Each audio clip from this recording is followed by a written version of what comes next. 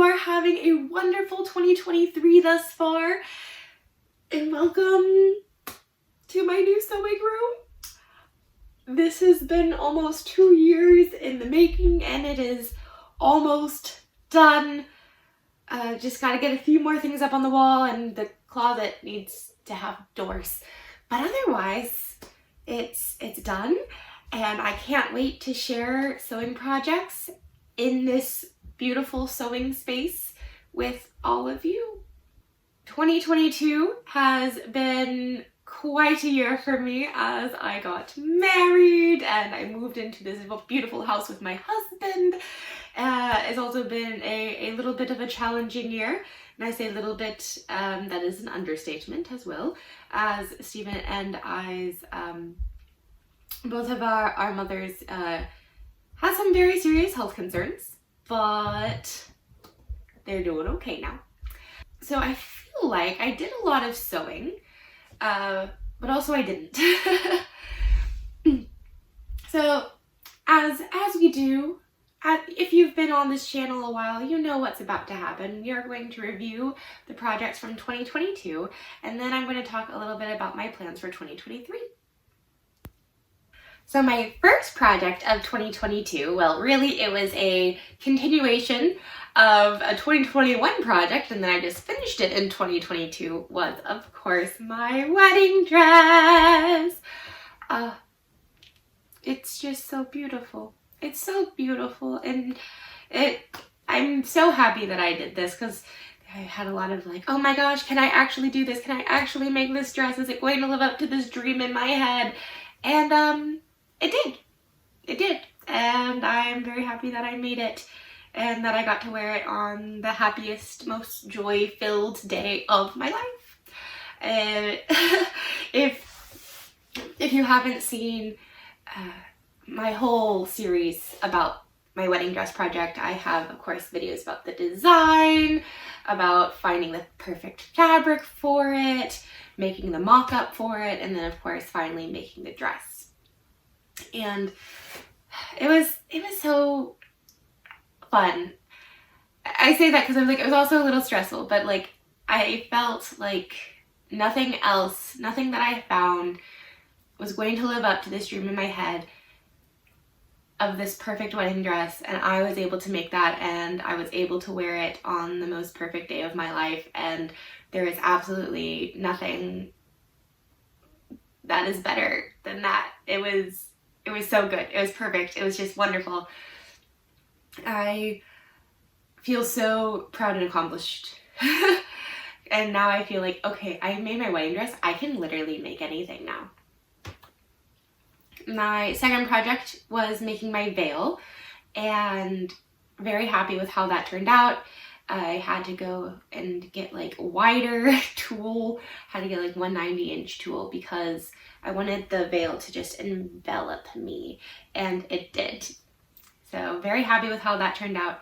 I kind of wish I had time for embroidery on the veil because I had thought about doing that. But A, ran out of time, and then B, I didn't want the veil to detract from the dress because I felt like the dress had a lot going on too, and I didn't want to like have a contesting veil or dress situation and having it be too much. So part of me is like, oh, I wish I could have tried that, but then also I'm just like, I think it actually worked out for the best not being able to have like all that trim, because I might have gone overboard and caused a too much situation. Also, veils, you wear them literally just for the ceremony. And like they rip, like my veil ripped after the ceremony, thankfully. I was very careful with it before. But like, I couldn't imagine spending like $1,000 on a piece of tulle that then rips, that you're not gonna wear again. Like, yikes. Another reason I made my veil. So like I didn't have enough to do for my wedding, the week before my wedding, since I had my dress and my veil done, why not make something else for your wedding? So I made Stephen and I medieval times themed outfits to wear to our rehearsal dinner. They are not historically accurate by any means. They are fun, kind of cosplay-y, medieval fantasy outfits that we wore to our rehearsal dinner. It was so much fun. I loved every second of that. The food was amazing. Stephen's brothers surprised us and sang a song called Marie's Wedding, which is a traditional Scottish folk song, and I just like wanted to cry. I felt so loved throughout my entire wedding process that it was just amazing. Just so good. That was the first time I ever worked with velvet, and dang, velvet is temperamental. I don't know if I'll have a whole lot of like true velvet projects in the future, just because it was really expensive and really hard to work with, which made me not feel that endeared to the fabric. And of course, I have videos of all these. They will be linked. There will be lots of links to all of these videos. So after my wedding, of course, we went on our honeymoon, and then I moved to our house, and there was just a lot going on. That's when like our moms got sick, and I didn't really sew that much. I had a nice big break after sewing my wedding dress and our rehearsal dinner outfits. And I did decide like I wanted to make something, right? Like I wanted to just do like a fun, easy project. So I decided to make a Tudor shift, and I wore that to the Renaissance Fair. And it's like my very slowly putting together of a Tudor kirtle ensemble. I like add something to my Ren Fair outfit every year. So this year I added a shift, and I used the Tudor tailor to make that. That was one of the first times I ever drafted a pattern from a book, and it went pretty well. So hopefully I'll be doing more of that in the future. So the last big project that I did on my channel this year was the Little Women collab with Dixie of Dixie DIY, Melissa of Hat to Hem, and Elise of Well Dressed Historian. We became the March sisters and had the best time doing it, and I really love getting to know these ladies even better through our collaboration process, because they are all so lovely, and you should go and subscribe to them and watch them and support them because they are amazing and talented and lovely. So my sister was Beth March, so I made a hood for Beth March, like the one that was described in the book, and that's one of the few accessories that's very much like described for Beth. And I made a little dress for my anti-Victorian doll, and I kind of did a little bit of restoration on the doll as well as part of that collab. And then I also, of course, made a dress for Beth March, which was out of this beautiful gray wool that was left over from my engagement outfit, and I absolutely adored everything about that process. Little Women is one of my absolute favorite books, and it was so wonderful to be able to go and make that dress come to life and become that character. And it felt different than a cosplay because there's lots of different movie versions of Little Women. We ranked the costumes in them. You should check it out if you haven't already. But there's not like a dress. Like when I say Belle from Beauty and the Beast, you think of that beautiful gold gown that she comes down the stairs in, or you think of her blue outfit that she wears in the village with the white apron and the white blouse, and they're very distinct, like cartoon characters, very distinct outfits.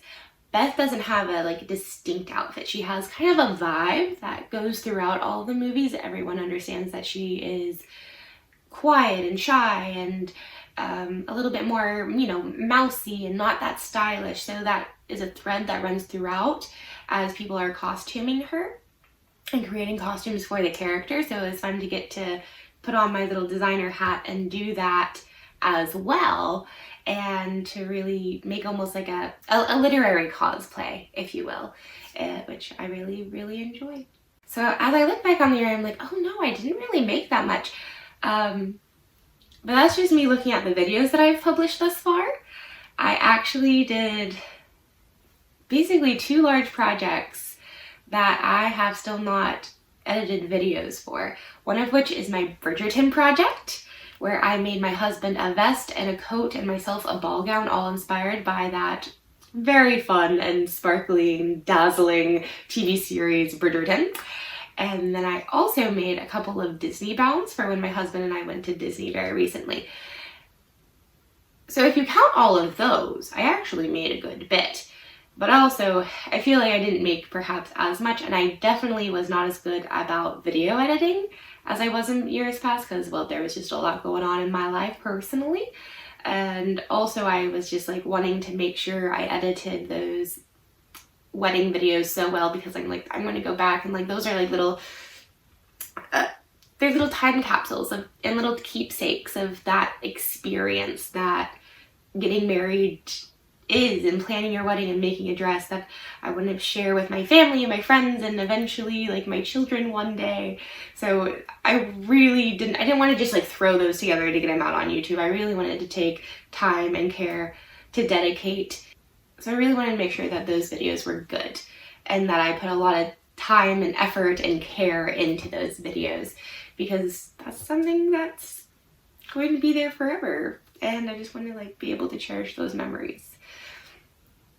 And also I went to like one video a month on YouTube just because I had so much going on. I couldn't keep up with like an every week situation at all.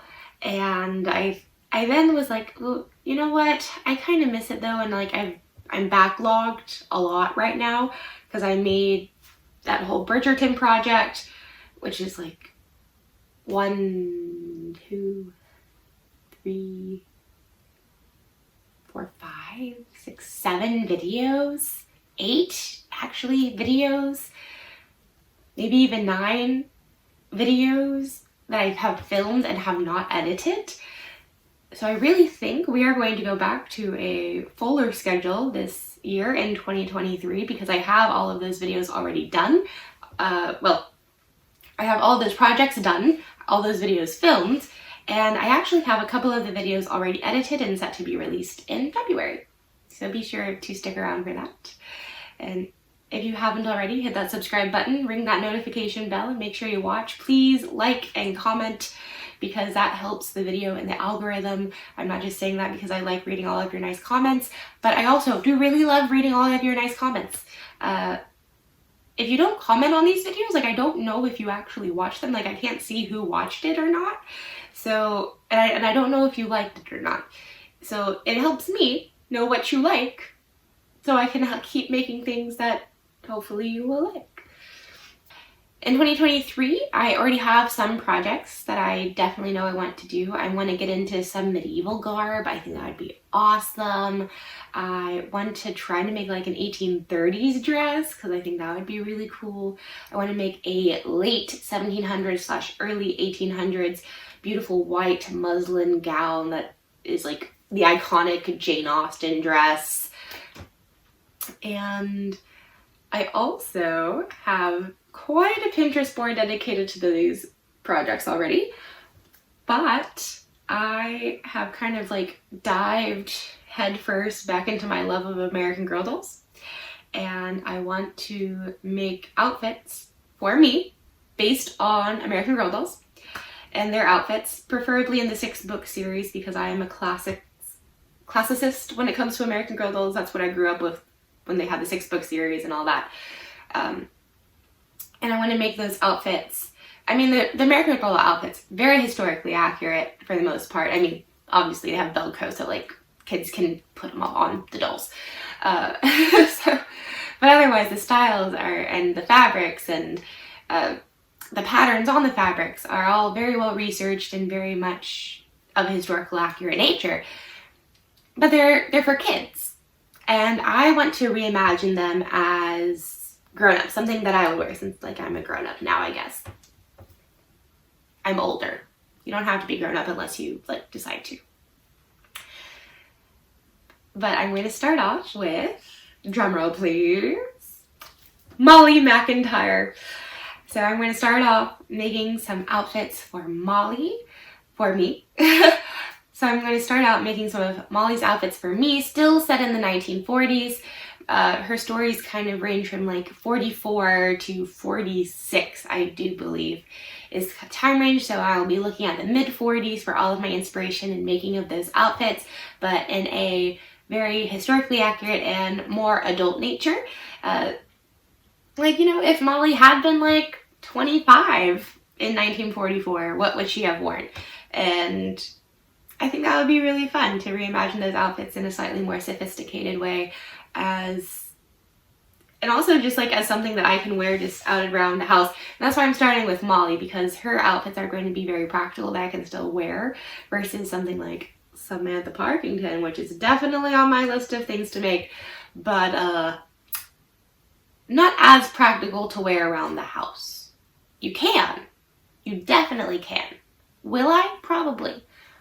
But just not as accurate. Just not as easy to do.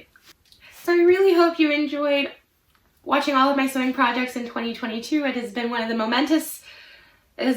most momentous years of my life, and I really hope you enjoyed those projects. I really feel like I'm finally found like my style as an editor, and I'm getting better about that and making things, well, just better in general. I am very excited to share with you the making of this sewing room and how that is all turning out. That is also going to be on the docket for videos coming out in 2023. And also this beautiful space gives me so much more room and freedom to make more really cool videos for y'all. So I am also super excited about that. I also grew a garden, and I made a whole video about it last year. So there's going to be a whole vlog about my first garden ever at this house, which I'm hopefully going to put out in the spring. I hope you enjoyed. I hope you are excited about 2023 and the sewing projects that I have lined up to share with all of y'all. And let me know, like what you enjoyed and what you're working on for 2023. If you have any big project plans or goals that you want to do when it comes to your creative space, let me know. I really do enjoy getting to hear your comments and getting to know all of y'all through these videos, through my social media, and it is really quite lovely. So thank you all so much for being here. I really appreciate it.